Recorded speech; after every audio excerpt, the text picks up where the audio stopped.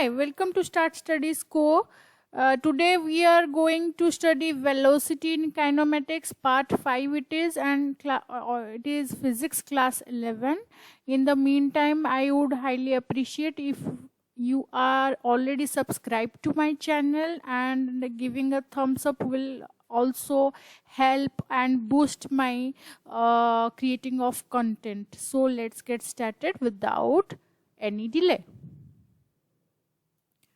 Now in the previous discussion we discussed about speed, and you must remember that speed is a scalar quantity and it has got no direction, and it is specific. The difference between speed and velocity is the same as distance or path length and displacement. The only difference here is we are calculating in speed actual path traveled divided by time it is, and in velocity it will be displacement divided by time.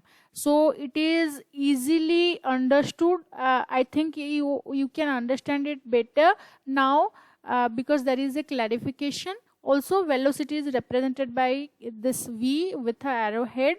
Sometimes it is also represented by U with a arrowhead, where U represents the initial velocity, V represents the final velocity. Okay. Now as displacement is also a vector quantity, that's why we are having velocity as a vector quantity, and it has got magnitude as well as direction, right, as it is a vector quantity. So it can be, as we suggested in speed, the speed can zero or positive, because the actual path is always positive, right? It is never zero or negative. Similarly, in velocity, it can be zero, it can be positive, it can be negative. Okay, how so? Simply, as we discussed in the previous part of kinematics, part 3, I think, displacement can be negative. When I suggested you start from A and you traveled to B through a particular path, then again if you are traveling through that path only, you are coming back to A through same path only, then AB vector will not be equal to BA vector. And that's why AB plus BA would be 0. Okay, so there I suggested you and emphasized on the fact that displacement can be 0. Although you traveled double the distance, but as the direction is opposite, it can be added up to 0. And Similarly, in the similar way, if we are discussing about velocity, it can be 0, it can be positive, and it can be negative as well. How so? How negative? I will explain. 0 I already explained, as displacement can be 0, so 0 divided by time will be velocity equals to 0. Positive can happen, negative can happen. We will see the case studies. Okay. But before that, I will see what is the dimension of velocity. It is the same as speed, that is m0 l1 t minus 1, because it is distance by time or displacement by time. Okay, and the SI units is same, meter per second.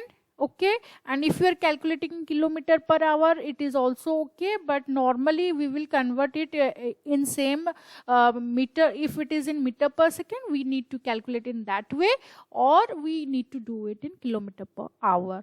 So this finishes your velocity with units, dimension, and what can be the value of a velocity. Now we will move on to uniform and non-uniform velocity.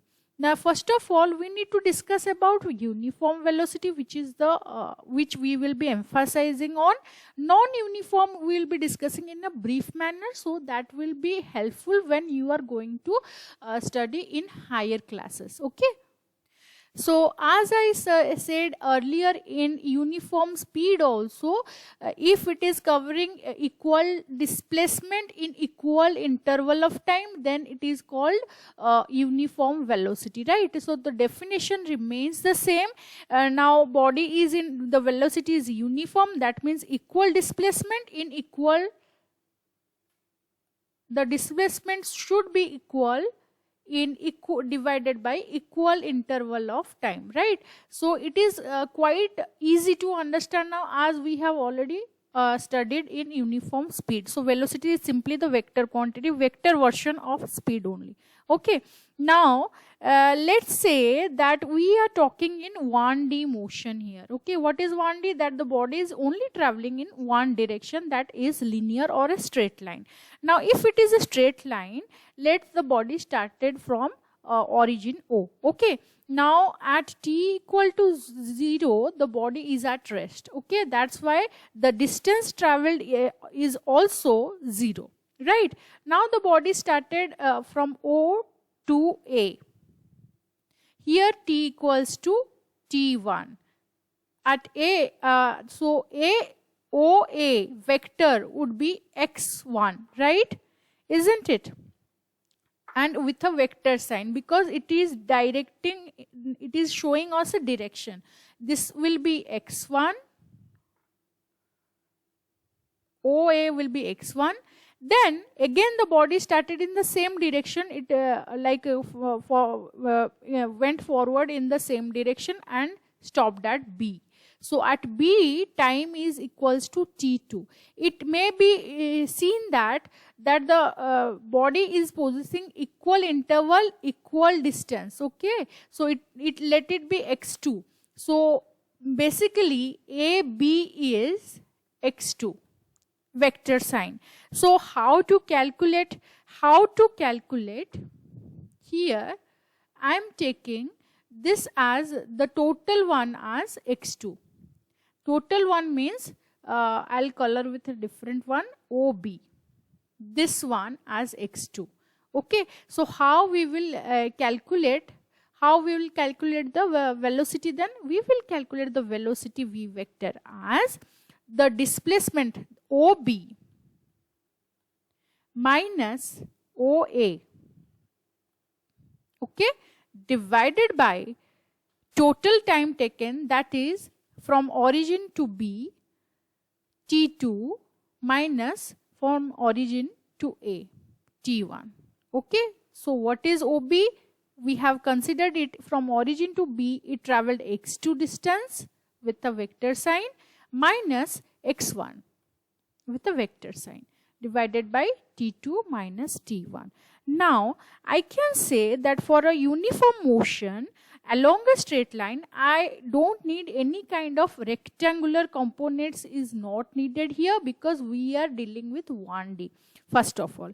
So magnitude of displacement is equal to actual distance traveled. Okay, next, the velocity in uniform motion doesn't depend upon the time interval because it remains the same.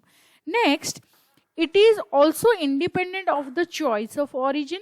Wherever we can start from here, we can start from here, we can start from here, anywhere we can, it is independent of the origin, and no force is required for a body. This is very important point to be remembered.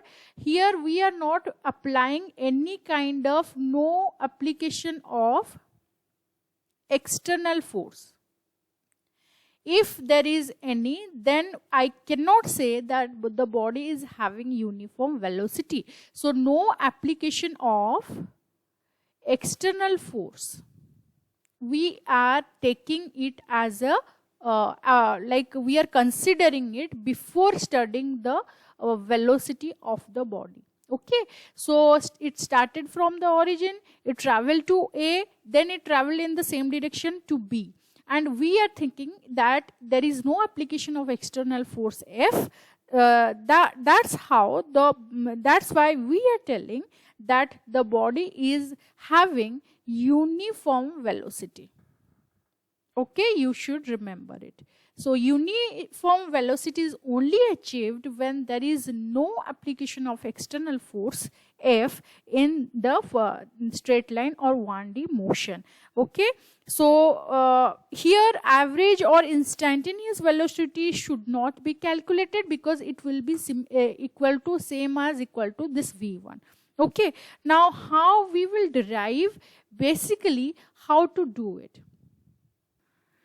Actually, in 1D, when we are considering the body is moving in straight line without any interruption of external force, then we are thinking that displacement is actually equal to the distance traveled, the actual path traveled, right? So we can drop the arrowhead, or only we can take the magnitude without considering the vector sign here or direction, because we are only dealing with one direction, that is this way, or this can be this way, but it is only in 1D we are dealing. That's why we can take displacement as the distance and velocity as the speed, and we can do the formula as needed, that displacement equals to S, velocity equals to V, and it is simply S equals to Vt, or V equals to S by T in 1D.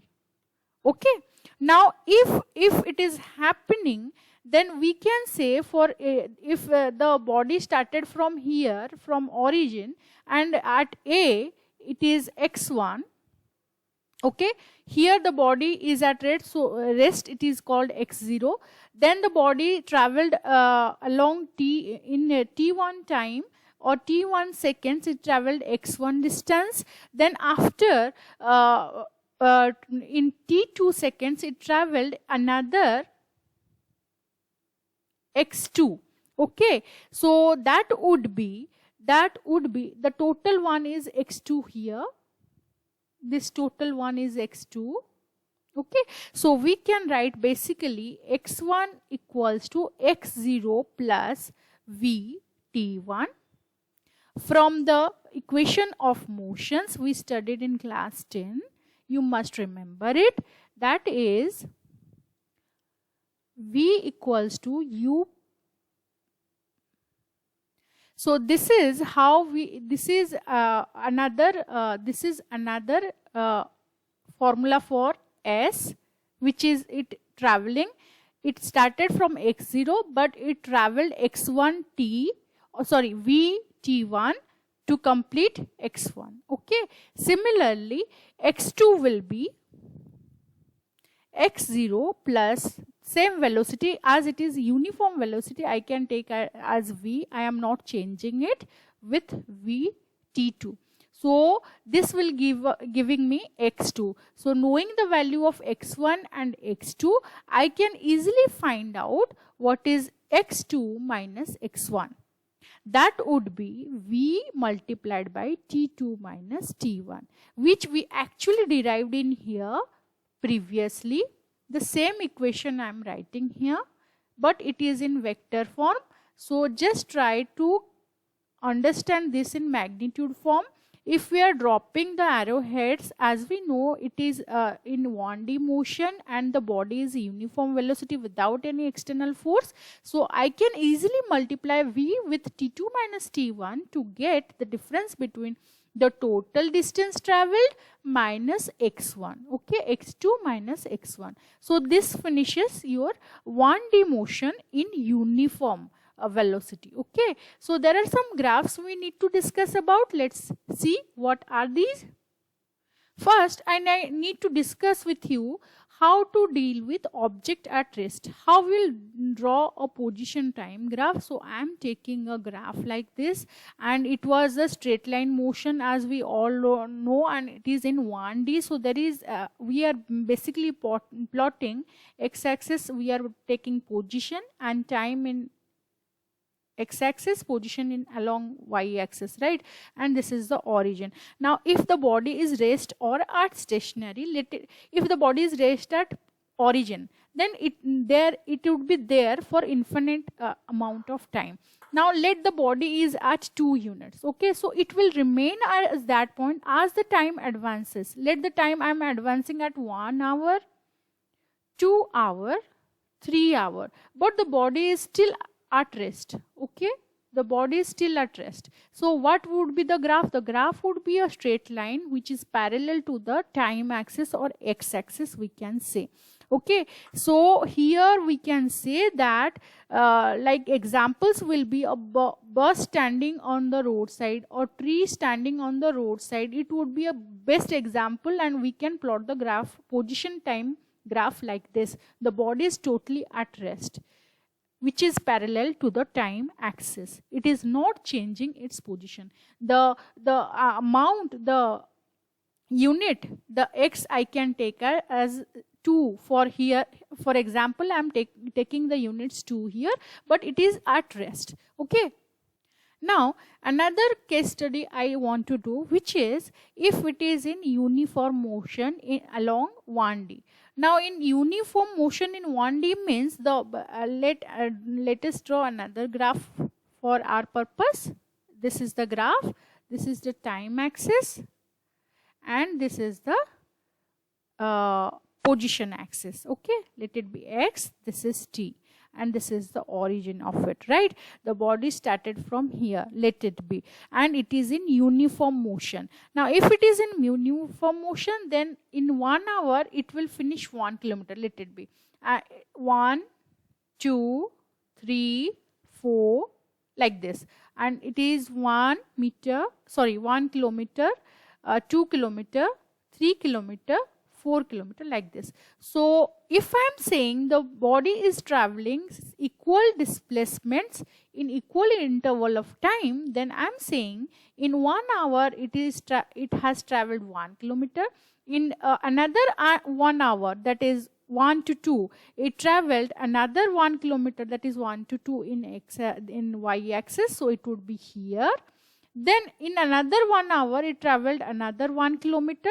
So if I go on plotting like this, this would be a straight line. Well, I did not do it a straight line, so I want to actually undo it and do it again, so that it would be a lot more easier for you to comprehend. This would be a straight line like this. So you can see I can draw a slope of this line and find the intercept as well as the slope of it, which is m equals to tan theta. We studied in the previous video also. Okay, now if the body is traveling with negative velocity, how we are going to draw it? Which is, you must be thinking it is very complicated. No, it is not. In the same plot line, I want to draw it. Negative, uniform motion, but with negative velocity. That's why I'm drawing it with red color. Okay, so it's a flag actually. A negative velocity. Now you can see in the green one, the velocity is constantly increasing with the time passing on. Okay, that's why it will be called positive velocity. Now in here, when the object at rest, you can see there is a constant line which is parallel to time axis. So I can say the velocity is basically 0 here, right? But when it is in uniform motion but negative velocity, how to draw it? I will draw it now at origin, let it be at 4. With passing 1 hour, it covered 3. It came to 3 kilometers. That means it covered 1 kilometer, but it is slowing down. Okay, so if it is slowing down, that means it started from a positive position. Then again, the position time graph of this motion in one dimension will be a straight line inclined to like this. Well, this was not difficult at all, I think so, and this is also not difficult for you to understand, because the body is actually in uniform motion. The only thing happening is the velocity is constantly decreasing with passing time. With each 1 hour passing, the body is decreasing its displacement by 1 kilometer. So we can also draw a slope of here, and we can find out what is m equals to tan theta, the intercept also. So I hope these three like graphs helps you understand how velocity can be negative. Well, the question here is, how can we get a negative velocity? I will ask you this question, and this is actually your homework, like how negative velocity can be achieved. Okay, this is a question mark for you, and I want you to find out how negative velocity can be achieved. And I am just lagging behind another graph which I want to show you. Basically it is of non-uniform motion, and it is very important for me to show it to you. Same position time graph in 1D. So time is independent variable taken in the x-axis. The position is taken in y-axis, which is dependent on the time passing. Origin is taken. So in non-linear motion along a straight line, it would happen like an example, the body it has rest at origin at t equal to 0 seconds. Then it moves along a straight line, just like we have thought, like a uniform motion. But after that it pick up some speed and it moves with a constant velocity after some time. Okay, so what would that be? That would be like this. So it would be constant, this portion will show constant velocity. Okay, now this portion will show you the uniform velocity which it is moving. But beyond that point, when these points arrive, it is moving with a constant velocity. That means here the position time graph, it brakes are applied, then it will come to rest. How it will the negative velocity is achieved? So I have shown you all the three.